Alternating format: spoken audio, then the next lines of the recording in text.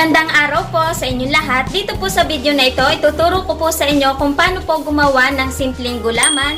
Pwede po pang merienda, panghandaan o pang negosyo man. At sigurado pong malaki ang kita. Kaya panoorin nyo po hanggang huli. Ituturo ko po sa inyo kung paano nyo siya sisimulan at kung paano nyo po siya nenegosyohin. Kaya kung interesado po kayo sa videong ito, samahan nyo po ako at sabayan ako sa aking pagluluto.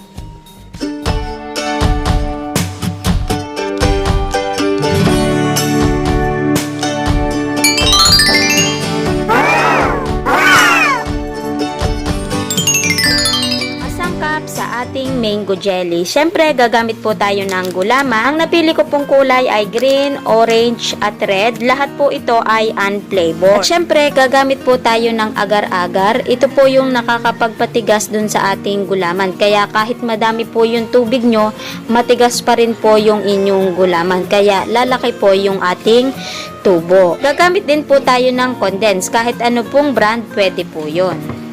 Para naman sa ating syrup o toppings, gagamit tayo ng kalahating litro ng tubig, 2 tablespoon ng cornstarch, isang sachet ng tang mango, at gagamit din tayo ng fresh mango. Kaya umpisahan na po natin ang pagluluto.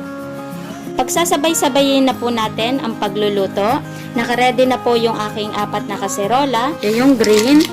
Ang sukat po ng aking tubig dito sa green, red, orange ay 1.5.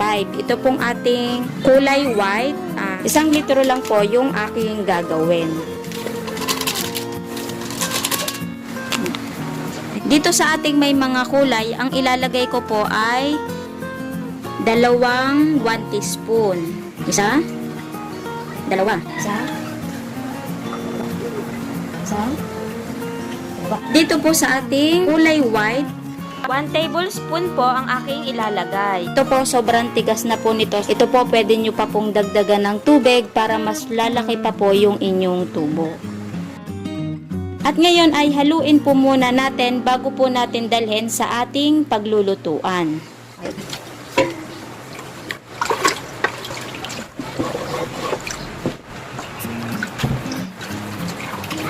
Namix na po natin lahat yung ating gulaman at dalhin na po natin ito sa ating paglulutuan. Isa lang na po natin yung ating mga gulaman. Pagsasabay-sabayin na po natin yung pagluluto. Yung isang gulaman po natin, doon na po natin isinalang sa single burner para sabay-sabay po lahat sila na maluluto. Madali lang naman pong magluto ng gulaman, basta bumulak na po yung inyong gulaman at wala na pong buo-buo, okay na po yun. Kaya ngayon ay maghahalo po tayo. Bumulak na po yung ating gulaman at hahanguin na po natin ito. Nakaready na po yung ating mga paghuhulmahan at hahanguin na po natin yung ating gulaman. Gamit po tayo ng salaan para yung buo-buo po ay hindi po makasama. Putukin lang po natin yung gula sa ibabaw para makinis yung ibabaw pag lumanit.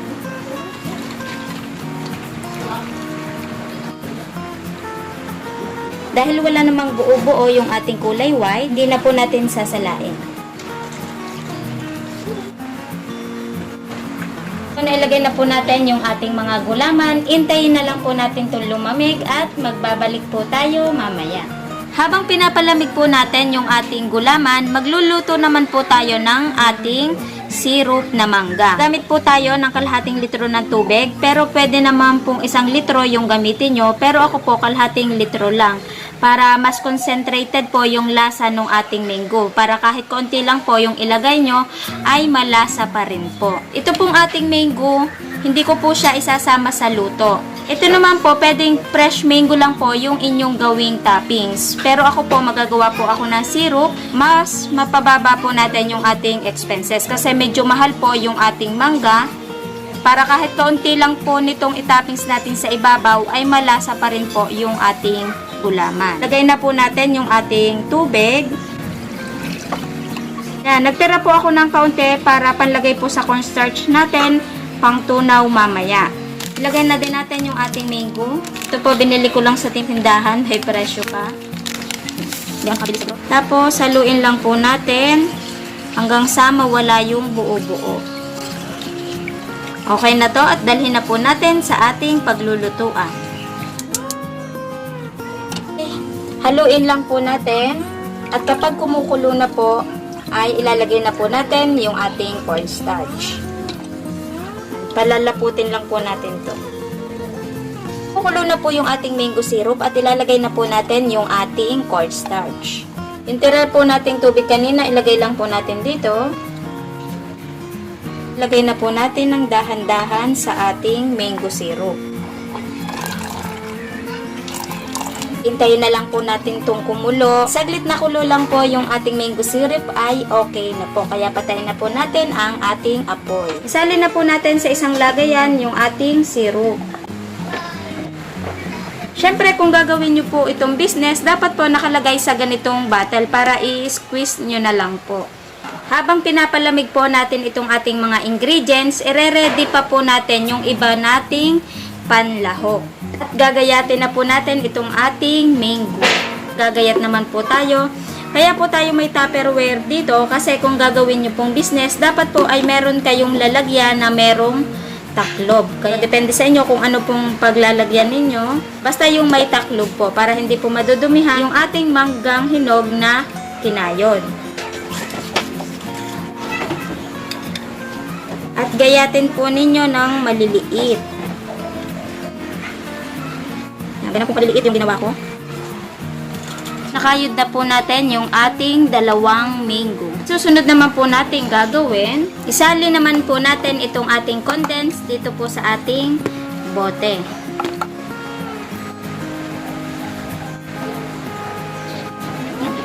Ito na po yung ating isang lata ng ating condense. Katulad po dun sa mga nakakaraan nating video, kung natatandaan nyo po yung ating fluffy pancake. Yan po yung video na yan. Gumamit po ako doon ng syrup na nilagyan ko po ng tubig para hindi po masyadong malapot yung ating syrup. Kasi kapag sobrang lapot po at pinisil nyo po itong ating bottle, tatalsik po yung taklob nito. Kung maglalagay po kayo ng tubig, tsansyahin nyo na lang po yung tubig na ilalagay ninyo. Konti lang naman po, basta may lapot pa rin po yung inyong gatas. Kailangan po ilagay ninyo dito ay mineral water. Ngayon ay lagyan na po natin kasi meron naman po akong tubig dito sa aking tabi.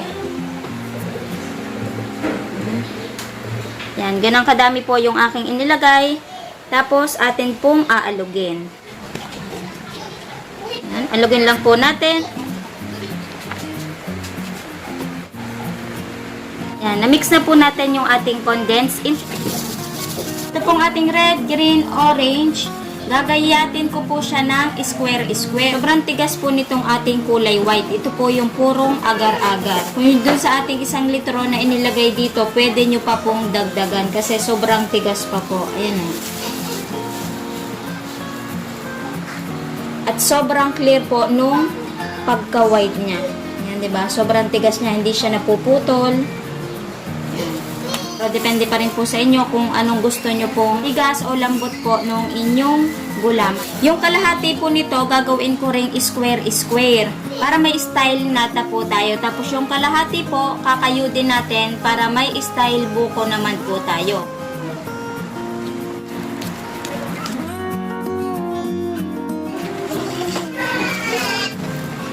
Mostly.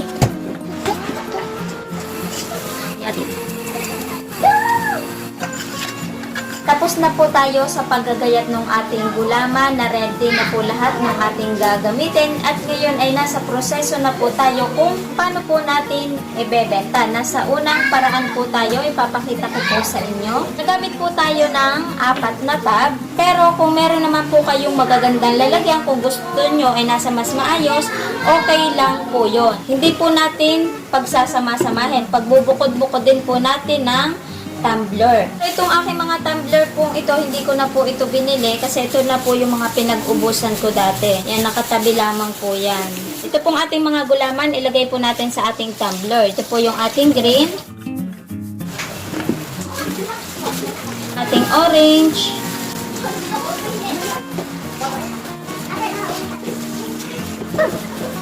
ito naman po ating kulay red. Ilagay na po lahat natin sa ating tumbler. Next step naman po tayo.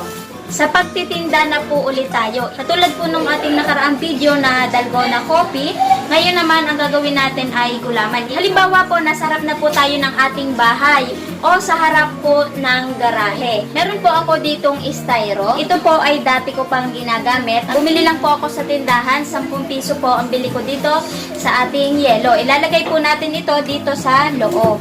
Ilagay naman po natin yung 4 na tumbler natin sa loob. Ilagay na po natin yung ating 4 na tumbler. Ilagay na din po natin yung ating mango sa loob. Kung maglalagay din po kayo ng mango syrup, mas maganda po kung nakalagay po ito sa ganitong bote. Then, ilagay na din po natin dito sa loob. Yan. Ito pong ating gatas, hindi po natin siya isasama sa loob.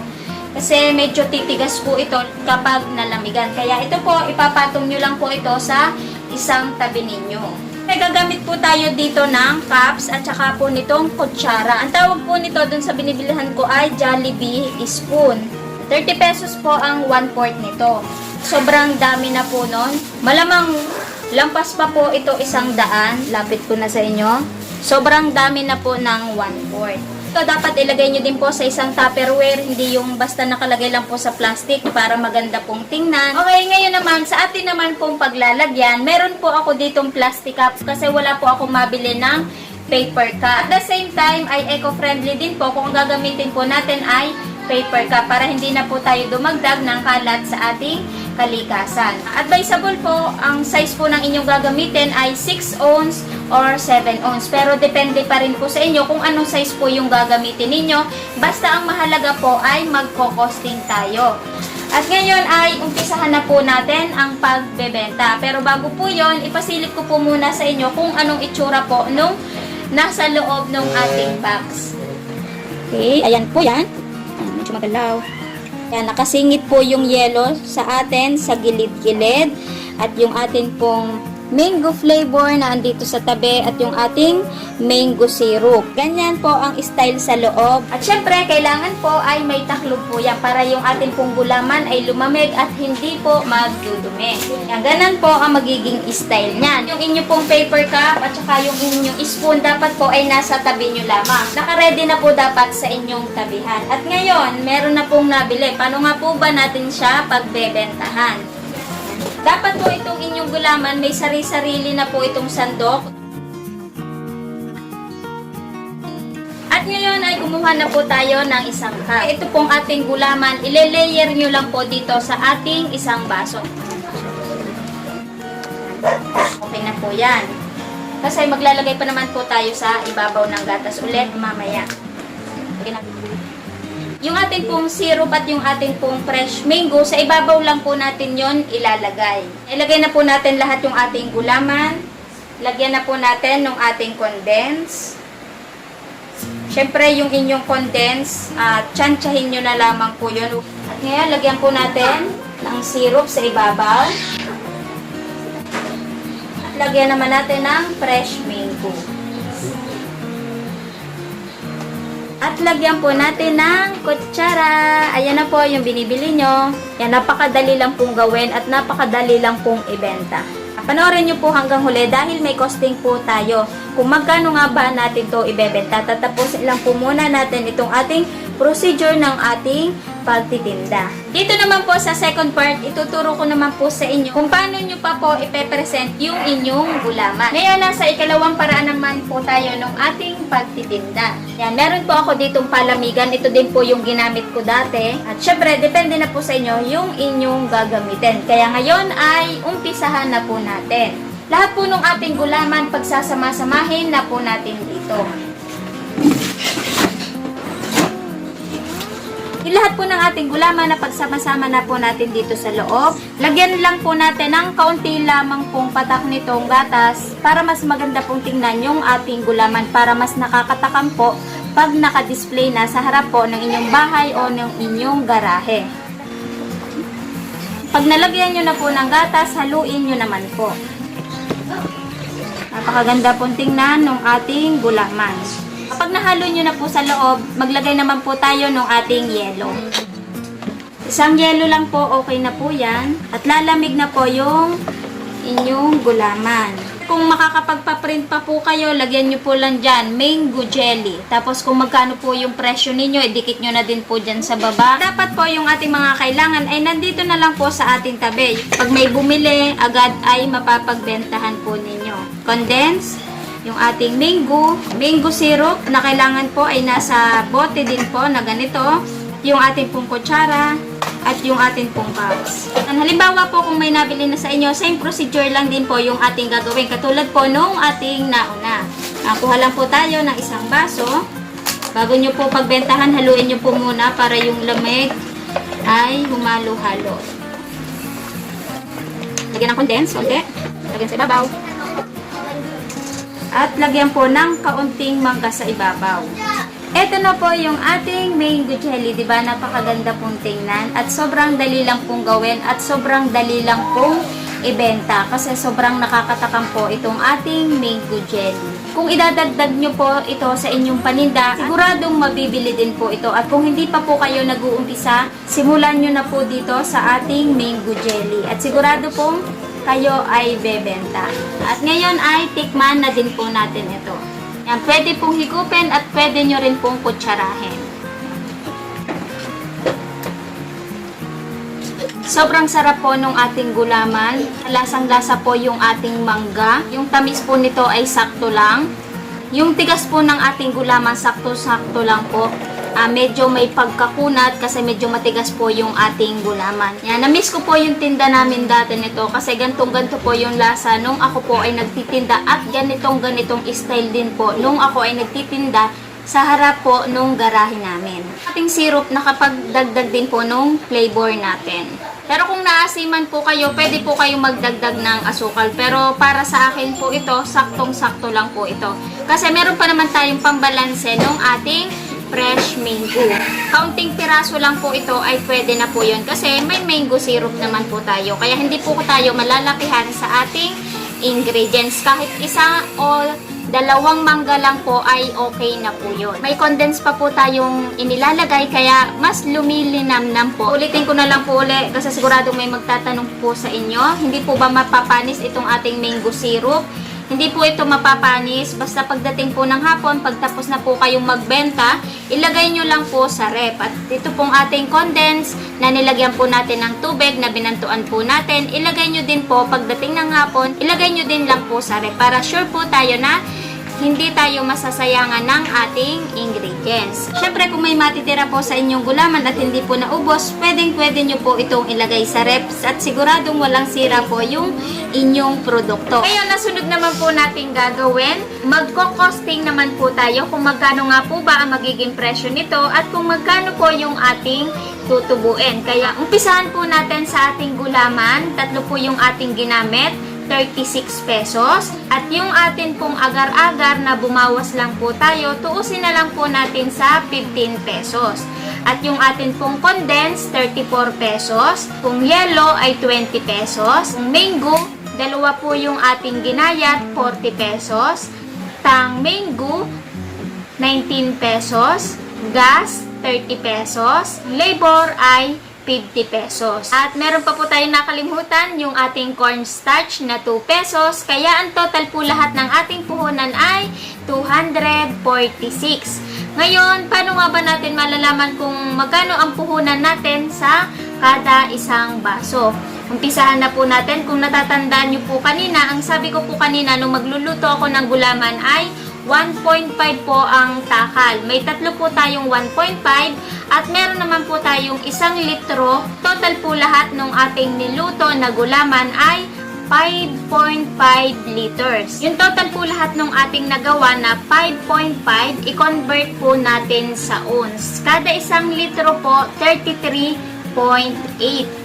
Ang ating 33.8, i-times po natin sa ating 5.5. Total po lahat ng ounce ng ating nagawa ay 186 ounce. Dahil hindi naman po talaga saktong 7 ounce ang mailalagay natin sa kada isang baso. So kasi Ito po ay magkakaroon pa po ng tubig, magtutubig pa po dahil gawa po nung ating yelo, nung ating condense, nung ating syrup.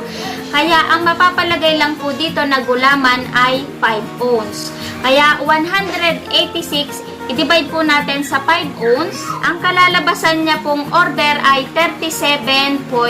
37 po na order. Pero syempre, nasa sa inyo pa rin po yun. Pwede pong madagdagan pa po yung 37 na order. Kasi magdutubig pa naman po itong ating gulaman. Nasa sa inyo na po yun. Basta itong ating tuos na ito, yung saktong-sakto lang mang po, nasukat natin nung pagkakaluto po nung ating gulaman. Para malaman po natin kada isang baso kung magkano nga po ba ang puhunan, yung atin pong 246 na puhunan, i-divide po natin sa 37 na order. Kaya ang kalalabasan po ng puhunan natin kada isang baso ay 6.64 pesos.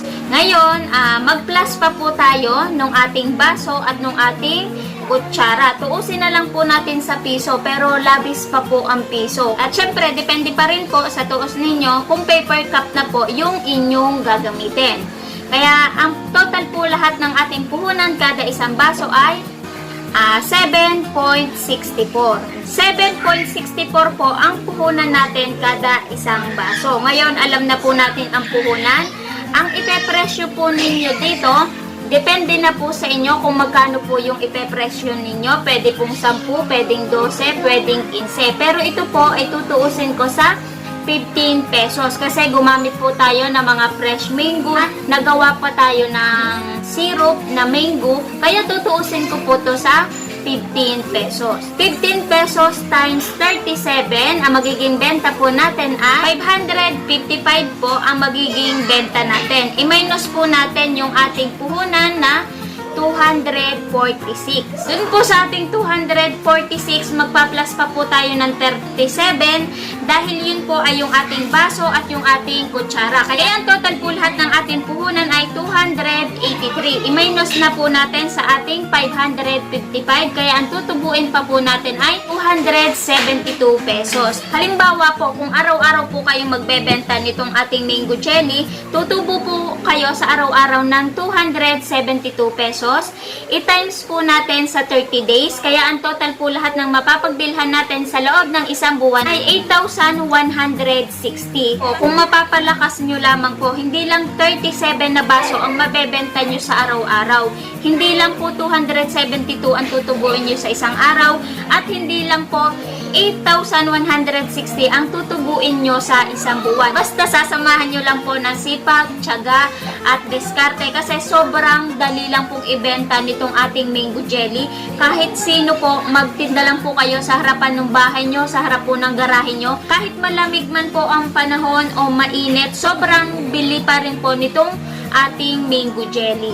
Unang paraan natin ng pagtitinda, meron tayong styro. Mas maganda po kung merong karatula o meron kayong pinaprint, ipalaminate nyo lang na mango jelly at kung magkano po yung inyong ipepresyo. Natatandaan ko po noon nung nagbebenta ko, sobrang bili po talaga nitong aming mango jelly. Kasi siguro dahil unahan kami ng subdivision, daanan, at saka kilala na din po ako dun sa lugar. Pag may pumunta sila, meron silang memeriendahin. Meron nagre-request nun, meron ba kayong 20 pesos o 30 pesos? Kasi sobrang nabibitin daw sila sa maliit na baso kasi sobrang sarap po ng ating mango jelly. Kayo na po ang mamili kung anong gusto nyo pong paraan ng inyong pagtitinda. Kung yung una kong pinakita, nasa styro, o ito pong ating nasa palamigan. Depende na po sa inyo kung alin pong paraan ang gagawin nyo po doon. I-flex ko lang po yung ating chocolate syrup. May video po tayo dyan. Pwede po kayong gumawa ng isa pang flavor na choco jelly. Kaya pwede po dito ang ibang flavor. Depende na po sa inyo yon. Kaya ngayon, tapos na po ang ating video. Sana ay nagkaroon po ulit kayo ng dagdag idea. Muli, iniimbitahan ko po kayo na bisitahin nyo po yung aking YouTube channel, Tipid Tips at iba pa. At marami pa po kayo dyang video na makikita at magkakaroon kayo ng idea na pwede palang kumita kahit nasa bahay lang o nagtatrabaho na ay magkaroon pa po sila ng sideline. Kaya kung hindi pa po kayo nakaka-subscribe, mag-subscribe na po kayo at huwag niyo na din po kalimutan pindutin yung bell button upang updated po kayo.